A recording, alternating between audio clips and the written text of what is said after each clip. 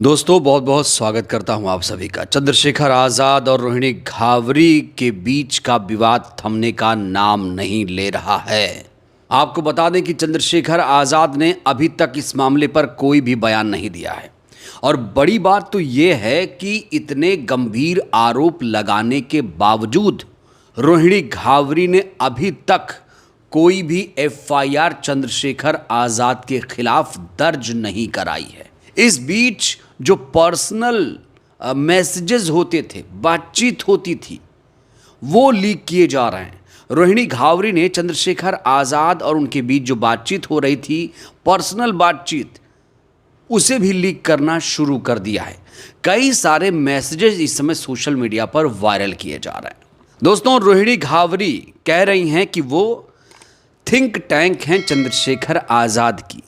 वो इनके लिए स्क्रिप्ट लिखा करती थी, स्पीचेज लिखा करती थी, रूपरेखा तैयार करती थी कि कैसे चंद्रशेखर आज़ाद को आगे बढ़ना है।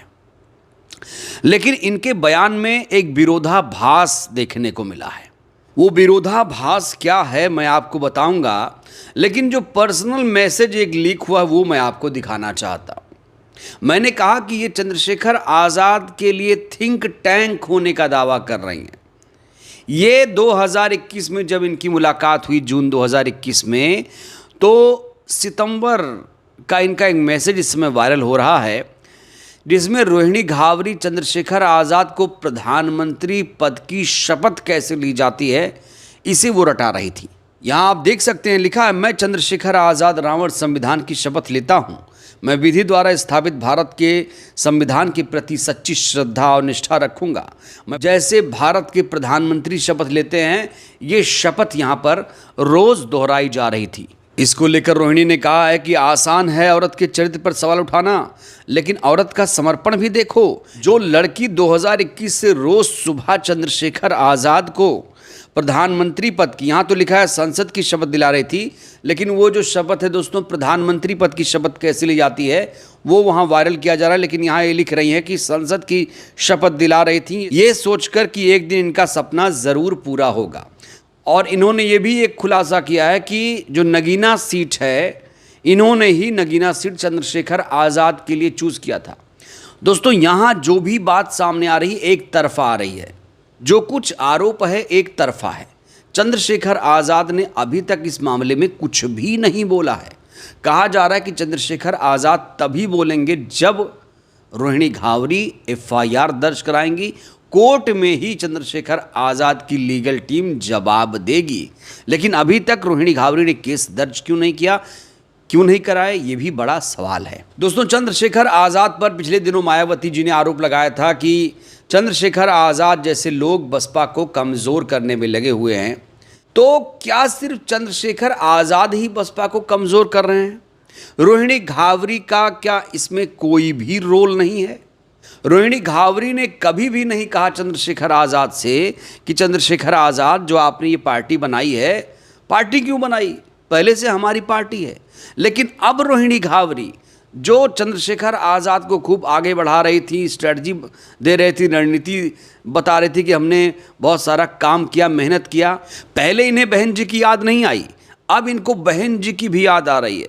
ये कह रही हैं कि बीएसपी के समर्थकों का हमें पूरा समर्थन हासिल है। जैसे बहन जी के जो समर्थक हैं वो मेरा फुल सपोर्ट कर रहे हैं। मैं जब से लिखना शुरू किया है, मेरे पास हजारों लोगों के फोन आ गए। वहीं जो बीएसपी के समर्थक हैं वो रोहिणी घावरी से इस समय सहानुभूति जता रहे हैं।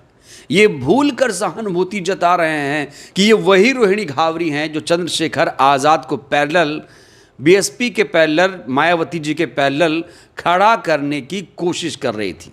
लेकिन अब रोहिणी घावरी बहन जी को याद कर रही हैं, बहन जी से न्याय की गुहार लगा रही हैं, कह रही हैं कि जो बहन जी के समर्थक हैं वो हमें समर्थन कर रहे हैं। दोस्तों, रोहिणी घावरी ने अभी तक न जाने कितने चैनलों पर इंटरव्यू दिया है और मैंने कई सारे चैनलों पर उनका इंटरव्यू देखा है, लिखा है, नोट किया है, वीडियो भी रिकॉर्ड किया है।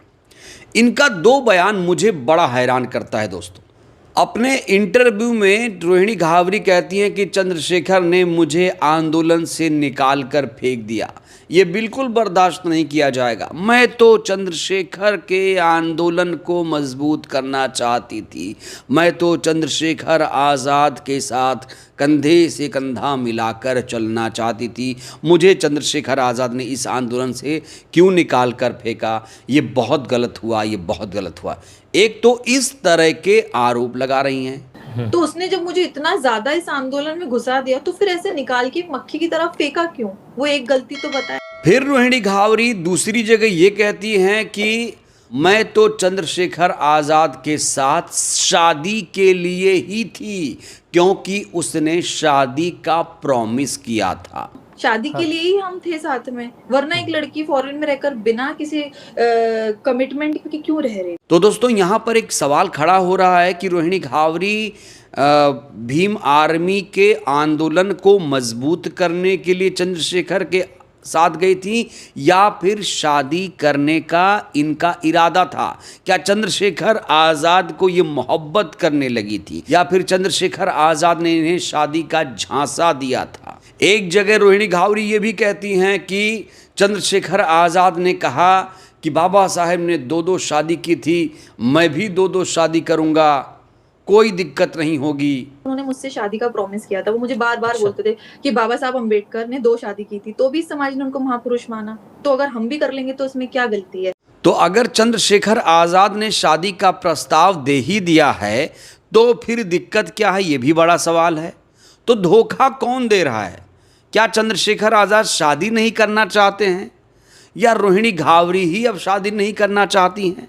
अगर इतना ज़्यादा रिश्ता बेहतरीन था, बात शादी तक पहुंच गई थी, तो फिर ये रिश्ता टूटा कैसे? कैसे टूटा? किसने तोड़ा?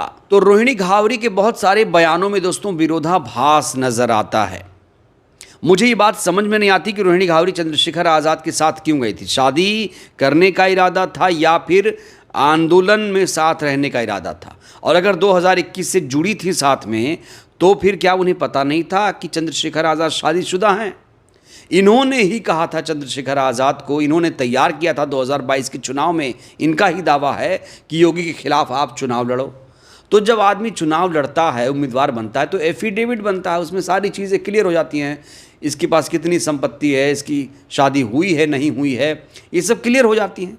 तो 2022 में ही कायदे से रोहिणी घावरी को ये पता हो जाना चाहिए कि चंद्रशेखर आज़ाद शादीशुदा हैं। क्या वहाँ इन्हें नहीं पता चला? ये कह रही मुझे बाद में पता चला। चंद्रशेखर आज़ाद अपनी शादी से खुश नहीं थे और वो रिग्रेट कर रहे थे कि मैं तो फंस गया हूँ, गलती से शादी हो गई है। रोहिणी घावरी इस तरह के आरोप लगा रही कि चंद्रशेखर अपनी शादी से खुश नहीं हैं, इसलिए वो दूसरी शादी करना चाहते थे। तो अगर दूसरी शादी करना चाहते थे तो मना कौन कर रहा है? दिक्कत कहाँ आ रही है? ये बड़ा सवाल है, दिक्कत कहाँ आ रही है? रोहिणी घावरी एक जगह ये भी कहती हैं कि अगर चंद्रशेखर आज़ाद 2024 में चुनाव हार जाते हैं नगीना का, तो स्विट्ज़रलैंड में सेट हो जाते। रोहिणी घावरी ये भी कह रही हैं कि वो चंद्रशेखर आज़ाद को स्विट्ज़रलैंड से गिफ्ट भेजा करती थी क्योंकि चंद्रशेखर आज़ाद के पास पैसे नहीं थे। जिस व्यक्ति को मैं टी-शर्ट, जैकेट, सारी चीजें, शूज, वॉच स्विट्जरलैंड से सब भेजती थी, उसकी गरीबी देख। दोस्तों अगर इस पूरे केस को समेटा जाए तो 4 गंभीर आरोप रोहिणी घावरी की तरफ से लगाए गए हैं। रोहिणी घावरी का सबसे बड़ा आरोप है कि चंद्रशेखर आज़ाद ने उन्हें धोखा दिया, उनके साथ शोषण किया, ये उनका आरोप है। उनका दूसरा आरोप है कि चंद्रशेखर ने बहुत सारी लड़कियों के साथ गलत किया। उनका तीसरा आरोप है कि चंद्रशेखर आज़ाद भ्रष्टाचार में शामिल है, उनके पास नोटों से भरा बैग पहुंचता है।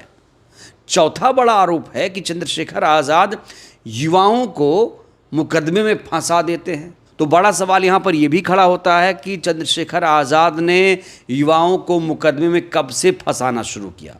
2021 से, 2022 से, 2023 से, 2024 से, ये अभी तक कहाँ थी इस मामले पर? और नोटों से भरा बैग जब मिला तब इन्होंने क्यों नहीं खुलासा किया? 2024 जब चुनाव चल रहा था तब इन्होंने अपना मुंह क्यों नहीं खोला? ये बड़ा सवाल है। और अब इन्हें बहन जी याद आ रही हैं। भाई अगर कोई लड़की किसी नेता को बीएसपी के खिलाफ ही तैयार कर रही है तो क्या वो बहन जी की नज़र में कसूरवार नहीं होगी?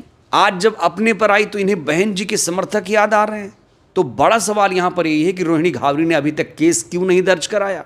रोहिणी घावरी कई वीडियो में यह भी कहती हैं कि चंद्रशेखर एक बार बोल दें कि मैं बड़ी ईमानदार थी, मैं बहुत अच्छे से काम करती थी। चंद्रशेखर आज़ाद ये क्यों बोलेंगे? जब तक आप केस दर्ज नहीं कराओगे चंद्रशेखर आज़ाद क्यों बोलेंगे? चंद्रशेखर आज़ाद ने अभी तक इस मामले में एक भी बयान नहीं दिया है और जानकारी मिल रही है कि बयान अब सीधे कोर्ट में दिया जाएगा। अगर केस दर्ज हुआ तो, केस दर्ज नहीं होगा तो ये मामला ऐसे ही चलता रहेगा जिसका कोई मतलब नहीं रह जाएगा। वहीं रोहिणी घावरी अब कह रही हैं कि अब मैं पूरी ज़िंदगी अविवाहित रहूँगी, कभी भी शादी नहीं करूँगी। इनकी उम्र 30 से 31-32 साल अब बता रही हैं और स्विट्ज़रलैंड में रह रही हैं, नौकरी कर रही हैं। ये कह रही हैं कि चंद्रशेखर आज़ाद की सैलरी अगर 1,38,000 है तो हमारी सैलरी चंद्रशेखर आज़ाद से दोगुना है। मतलब इनकी सैलरी अभी 3 लाख रुपए पर मंथ होगी, ऐसा हम कह सकते हैं। दोस्तों, कहा जा रहा है कि अगर रोहिणी घावरी ने चंद्रशेखर आज़ाद के खिलाफ केस दर्ज करा दिया तो चंद्रशेखर आज़ाद की मुश्किलें बढ़ सकती हैं। चंद्रशेखर आज़ाद की सांसदी जा सकती है, उनकी मुश्किलें बहुत ज़्यादा बढ़ जाएंगी। तो क्या रोहिणी घावरी चंद्रशेखर आज़ाद को माफ़ करेंगी या फिर वाकई उनके खिलाफ एक्शन लेंगी, ये बहुत बड़ा सवाल है। बहरहाल इस वीडियो में इतना ही। ये जो केस सामने आया है चंद्रशेखर आज़ाद रोहिणी घावरी का, इस केस को लेकर आप क्या देखते हैं? आप इसे कैसे देखते हैं? चंद्रशेखर आज़ाद सही हैं या फिर रोहिणी घावरी सही हैं? कौन किसके साथ गलत कर रहा है? प्रतिक्रिया दीजिएगा। बहुत बहुत धन्यवाद।